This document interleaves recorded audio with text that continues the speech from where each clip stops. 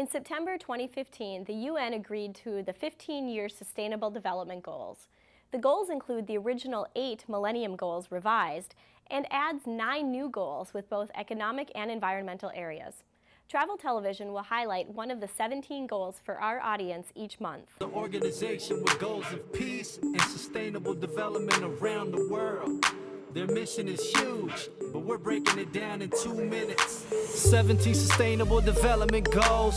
Let's get to them, cause the more you know. Look, in some corners of the world today, people are living on $1 a day. Hey, that's not how it ought to be. So goal 1, eliminate poverty, and goal 2, root out hunger across the globe. There's 800 million people hungry, if you want to know. Number 3 is health and well-being, and getting people the health care that they need in. Learning in school are the harder goal for. Education opens up minds and doors. Goal number 5 is empower girls and women so they can have the same rights that men are given. Number 6, people need water that's clean. Poor sanitation can spread disease. Carbon-free energy is goal number 7, and how to achieve it is a question that's pressing. But if we put our minds together and work hard, we can find a solution, I'm guessing. 17 sustainable development goals to improve life all around the globe. Protecting human health and the environment. Whatever bed we make, we gon' have to lie in it. 17 sustainable development goals to improve life all around the globe. Protecting human health and the environment. Whatever bed we make, we gon' have to lie in it. Now imagine that you work all day for no pay. Economic growth and decent work is goal 8. Goal number 9 is to foster innovation in infrastructure and industrialization. Goal number 10, inequality reduction. 11 is sustainable city construction. 12, well, that's sustainable consumption, so what we use matches up with production. Goal 13 calls for urgent action to combat climate change, cause we know it's happening. 14, protect life under seas. 15, protect life on land. Goal 16 is for peace and justice all over the planet. They're in high demand.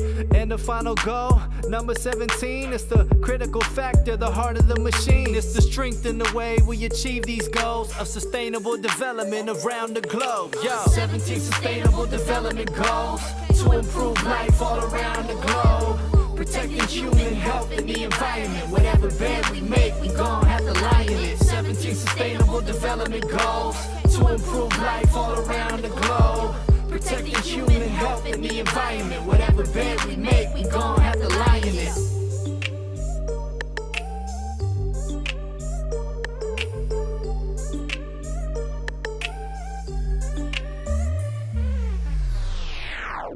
So let's talk a bit about Sustainable Development Goals. What are they, and provide a little bit of information about it. Well, the Sustainable Development Goals are, primarily goals that were established by the United Nations as to different targets we need to meet if we want to continue to coexist with the environment around us. I mean, one that obviously gets a lot of attention is dealing with greenhouse gases and global climate change. I mean, we're experiencing right now as we talk some of the hottest days on record here, and around the globe, it's been 14 of the last 15 years, I think it is, have seen the hottest temperatures on record around the world, and that's having huge impacts. And there's obviously a limit to how much carbon dioxide pollution humans can spew into the air and still have a sustainable environment. So that's just one example, and there are others with respect to population and other things. But just trying to make sure that as the world population grows, it grows in a way that can continue to coexist with the planet.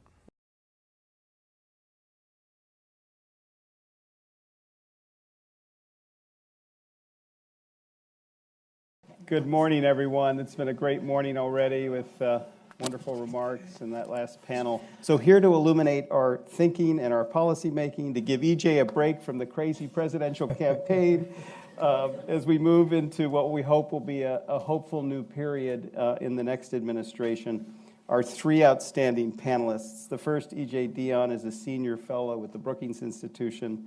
a beloved columnist at the Washington Post, a longstanding proponent in print and speech for national and international service, author of yet another impressive book, Our Divided Political Heart, which I hope you all will read or have read already. There could be no stronger advocate for national and international service than E.J. Dionne. Second, Vanessa Carey is an American physician and healthcare administrator who has used her extraordinary medical talents throughout the world in places like Rwanda and Haiti and other countries in great need, and is co-founder and CEO of an extraordinary nonprofit she will tell you about called Seed Global Health. And finally, Scott Beal, a dear friend who's just an extraordinary social entrepreneur who started 3 nonprofit organizations, including the Inspirational Atlas Corps. But before I begin, I just want to join you in saluting Harris Wofford. I actually want to salute Harris Wofford and you, because this is a cause that, while occasionally it's come under partisan attack and there have been arguments about, quotes, paid volunteerism, each of you has done more to keep this as a cause that people in both parties can think about, be serious about, and I think we owe you a debt. What better signal about what kind of country we are than to send people all over the globe to serve in communities that both want our help and want to sort of get together with us to solve problems. So that's practical reason number one. Practical reason number two, and I think this is being covered in the course of this discussion today, precisely at a time of economic trouble when people need opportunities. I think service, particularly for young people who are having trouble gaining a foothold on the first couple of steps of the ladder of mobility, there's a lot of evidence that service is connected with opportunities for mobility later in life. Third, the very fact that we are so divided as a nation, we know, if only in the case of some of us from all those World War II movies, how much the notion of shared service brought us together and made us look differently at the differences between us. In all those foxhole moments in those movies, it was all of us together serving the country. So we need to do that. But lastly, we do still need to be pulled out of this morass of mistrust. No matter how mad we are, no matter how much economic difficulty we have, we know we are better as individuals and as a people when we dedicate ourselves to serving others. It's wonderful, E.J. Thank you so much. You know, Vanessa, before you came, General McChrystal talked about service becoming a habit and something that would be deep in our culture. To E.J.'s point, in an era of low social and institutional trust, imagine the power of bringing people of different races, ethnicities, income levels, backgrounds, geographies around the world together in common purpose, and what that could mean for our country and our globe, particularly now. About 4 years ago, I started a nonprofit called Seed Global Health. I'm a physician by training, and through my experience working abroad in Rwanda, Uganda, Ghana, some other countries, I kept seeing people fly in, deliver care, and leave. And all that energy and all that effort would just get dissipated over time. What was not happening was empowering these countries to be able to be self-sufficient, self-sustaining, to take care of themselves, which is actually what they want. They want to be able to do that. And so what we've done with Seed is what we're trying to basically tell people and explain to people and fight for is this idea that we can fundamentally change how healthcare is delivered in the world. And the way we do it is by training healthcare providers. The fundamental problem is that today there is a shortage of 7.2 million doctors, nurses, and midwives globally, but by 2035, that problem is about to get a whole lot bigger. It's expected to go to about 18 million by 2035. That is a very short amount of time for a very big gap in the number of healthcare providers. 1 woman dies every hour from a complication of pregnancy or childbirth in Tanzania.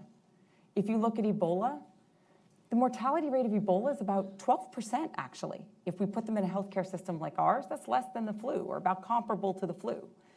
In Africa, though, it's been 90% traditionally, and once we started to get some resources into West Africa during the Ebola crisis, it dropped down to about 40%. So we know these things we know we are capable of creating this kind of change. But the model is that if we can train, let's say we train, one of my doctors trains 10 doctors, and those each go on to train 10 more, and then they each go on to train 10 more, suddenly you have this huge leveraging effect. So I think what we've learned from SEED, just to sort of wrap up, I mean, with the 3 lessons, and I think in the 3 opportunities are here that we've learned is, one, there has got to be mechanisms to support service. People say that it should be volunteerism. Well, I've got news for you. Earning barely any money in order to engage in service, live in some of the hardest conditions, and to be able to really have the stomach to see the suffering that you're often seeing in the suffering is service. And to sacrifice time with your family is service, but we have to have a mechanism for loan repayment or debt repayment. SEED is going to offset $1.3 million worth of debt this year alone, bringing our total to about 3.6 million since the program started. That's 4 years. That's a lot of debt. Our volunteers gave me a standing ovation when I talked about it last year. It's a critically important opportunity for this, and it's an investment here at home. These are folks we know that are more likely to come home and work with underserved specialties and in underserved areas in this country. Better understanding social determinants of health, it's an opportunity to invest in our own healthcare system. If each person trained sees 100 patients, it's $7 per patient life that we're affecting. That is a cost-effective intervention. So the ultimate goal here we have to realize is that the big problems haven't been solved because they're big problems. They're difficult to solve, but they're solvable. And we have to be willing to take that as our approach if we're going to do the answers and go for a long-term vision, maybe make what seems like a bigger investment. But in the end, there's an exit plan. We're already leaving some sites because they've hired the people we've trained and we're no longer needed. So there is an opportunity to shift how we're doing this. Scott, I had the privilege, one of the privileges of my life actually was to have an Atlas Corps fellow, Maret Baguette from Tahrir Square, Cairo, a part of the extraordinary women who led the revolution in Egypt. And then she came and worked at our company and mobilized young people from Anacostia to serve in their communities. They brought the bald eagle back to the nation's capital, did other extraordinary things. But Maret was like at the center of this revolution here in DC. So tell us about this reverse Peace Corps, multilateral professional corps you've started called Atlas Corps. And like Vanessa and like EJ, what lessons have you learned and what advice would you give us in terms of creating a multi-public-private agenda moving forward? Great. One thing I saw was that the world was flat in the private sector. People from around the world went to great companies like IBM or to Microsoft to invent Hotmail and make millions of dollars. The world was flat in the academic sector. People from around the world went to great universities and gained knowledge and went back home. It's even flat in the athletic sector. If you're a good shortstop, you'll go play for the Yankees. If you're even better, you can play for the Nationals. You know. Red Sox. And if you're really good, you play for the Red Sox. Talent crosses borders. And what I saw was that, the other thing I saw was, having lived in Bosnia and India and around the world, was everywhere you go, you meet smart, talented, passionate people who want to make the world a better place. Talent in this world is universally distributed, but opportunity's not. So I launched Atlas Corps. I left State Department with this vision, create a global community of the world's best social change leaders. Find the most talented leaders, no matter what passport they were born with, no matter what their religion, their nationality, or their ethnicity. Give them an opportunity to come serve in the United States, to not only learn from U.S. organizations, but also share their perspectives and ideas, and head back home to create this global network. Just a couple weeks ago, our 21st class of fellows arrived. We're now up to 500 leaders from 76 countries who have come to serve at great organizations like Civic Enterprises. What we've learned in those last 10 years is that, yes, it's a powerful idea, but it's even a more powerful movement. And that when you have an LGBT leader from China serving at the Human Rights Campaign, living in the same home from a Pakistani youth leader serving at the Malala Fund, that not only does the Pakistani and the Chinese leader learn from the U.S. organization and we learn from them, but the Pakistani leader learns from the Chinese leader, who learns from the Mexican leader, who learns from the Colombian. Over 200 organizations have received Atlas Corps Fellows, have benefited from their skills, and those organizations are more likely to partner with each other going forward as well.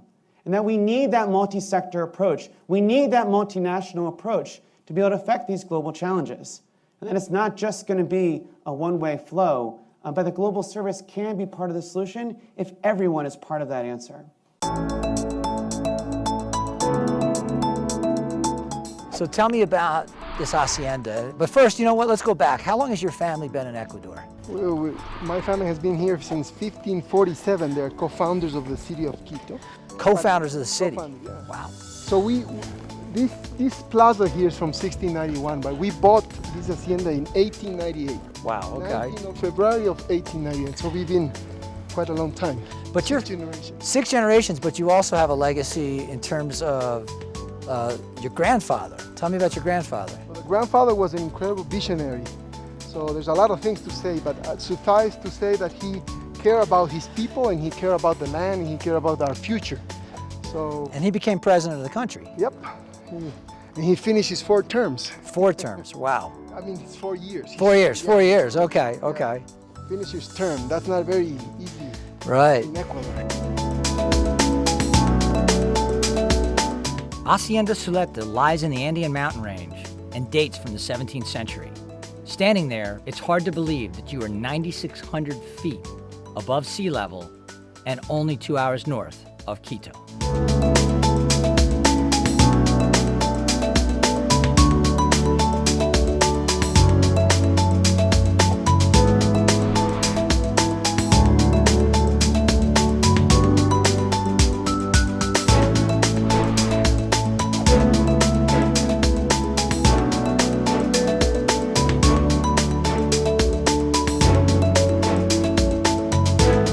This hacienda may be a 4,000-acre working farm, but when you come here, you won't be doing much work.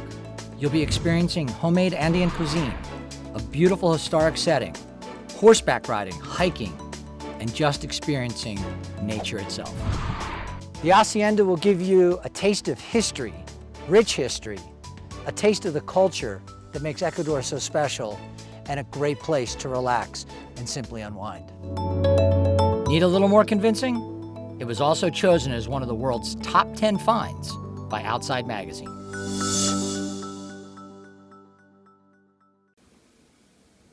Hi, my name is Coleman Turner. I'm 14 years old and I have Crohn's disease. This was my colon.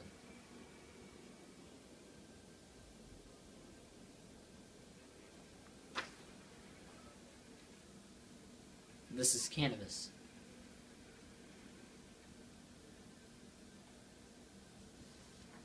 This is my colon with cannabis.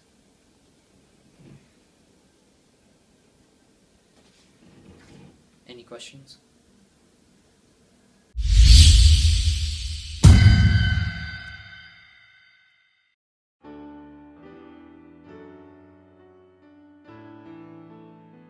How much can a single person change the political history of our times?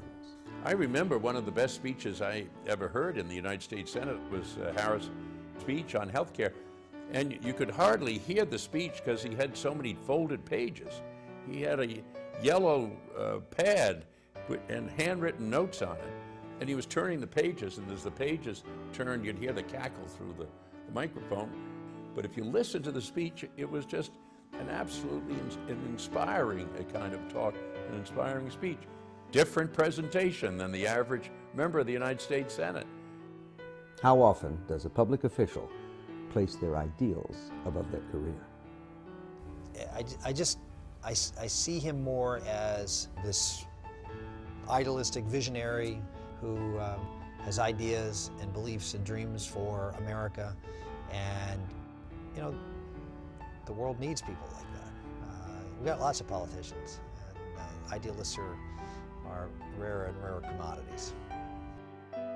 How can we begin to truly understand someone whose career has led him from advising Martin Luther King to introducing universal health care to national politics? You know, I thought of him as an ex-senator, but I never realized how principled a man he was, how dedicated he was to the country, and how much he believed in human rights and civil rights and individual rights. And his whole history going back to the civil rights movement is testament to that. But he sees rights in a broader sense, not just racial rights, but the rights of every individual in America to be able to achieve whatever it is they can achieve in life if given the right kind of opportunities. For over 60 years, Harris Wofford has been dedicated to the expansion of freedom at home and around the world. So when I was 11, my grandmother wanted to take a trip around the world, and above all, she wanted to take me.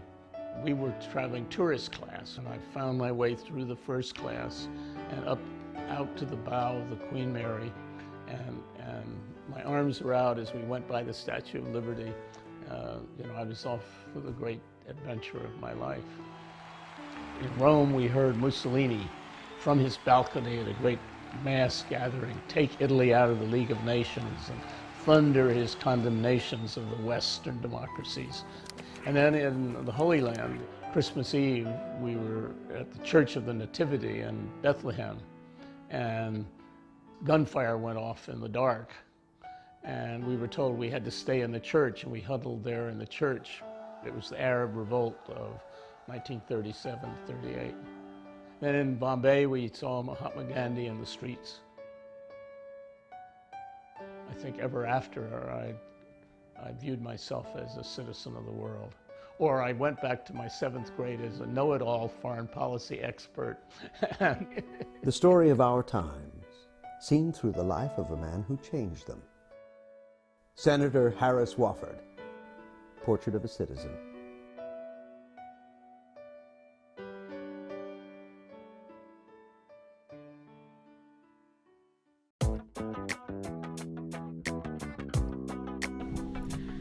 My name is Colette Lambert. I'm from Herndon, Virginia. My name is Rob Saunders. My name is Brad Moore, and we're in Far Rockaway. My name is Jamie Crumpler. I'm from Elizabeth City, North Carolina. And I'm here to hopefully make a difference. I'm really simply just a neighbor helping out another neighbor. And I'm here to work on houses that were damaged or destroyed by Hurricane Sandy. We put in a project together, fixing people's houses after Hurricane Sandy, 2 years. It's my first trip to Long Island. This is my 2nd trip. This is my 5th mission trip to do restoration work. And I have had the privilege of helping in other areas such as New Orleans and some local projects at home as well.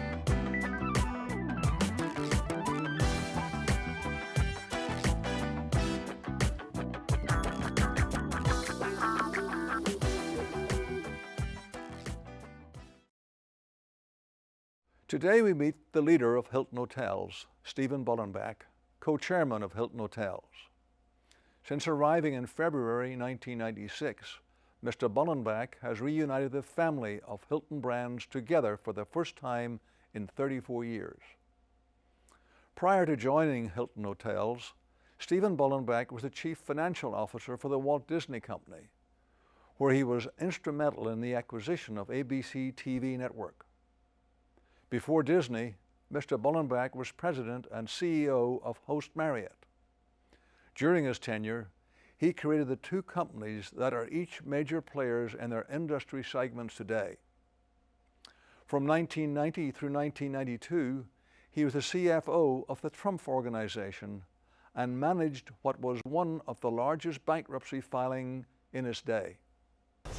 But you know, we've developed over the years a brand at virtually every price point, and that's been our objective, is to be able to offer to our guests something that fits with their reason for traveling.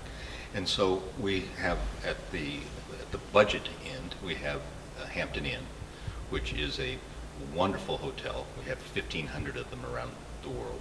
It's a product that we franchise, and so they're developed by individuals, basically. And we move all the way up the spectrum. We have DoubleTree, we have Embassy Suites, which is an all-suite product, of course Hilton, and then at the top end we have Conrad, and we're also starting a new brand called Waldorf Astoria. We're using the name of the hotel that we own in New York, and it will be designed to provide experiences at really classic hotels that already have their own brand identity, but we'll make them part of the Waldorf Astoria family of brands. And what we're doing is providing the kind of back office services to these wonderful hotels around the world, so that you can have things like the Hilton Honors, which is our frequency program, very important to our guests. About 40% of all of our guests are members of our frequency program. So that's what we've done, and so we have brands, and the idea is to be able to take care of our guests for any travel occasion. Well, in terms of the places where this is being done, and New York is, to me, the best example, where some of the really great hotels of the world are being changed to condominiums. The plaza is currently being sold as a condominium. I think that it will make things more expensive in the short term for people, because as hotels leave the market, there's less hotel rooms in New York now than there was 5 years ago. And so as hotels leave the market, occupancy, of course, on the then existing hotels goes up. And the way we ration rooms, of course, is by price. So there's also condo development of hotels, which will be good for the travelers, be more supply. But the conversion phenomena, and in the places where people really like to go, like New York and Hawaii, it's going to reduce, it's going to raise price. Because for us, we view the changing technology as a sustainable competitive advantage that we have over the other big hotel companies, because we were first to really build the big systems. We spend $175 million a year on our systems. And I think what we're going to find in the future is two things that are important. More and more people will use the internet to book their rooms just because it is so convenient. And more it will become a virtual experience. So today you go online and you look and you see a picture of the hotel perhaps. 5 years from now you'll have an opportunity to virtually walk through the hotel. We'll show you your room. We'll tell you how much this room is. We'll show you another room. You'll be able to make a selection. And people, and maybe the baby boomers are not the biggest users today, but they will be. I mean, that will become a way of exchanging information for people about their stay and why they should stay with us.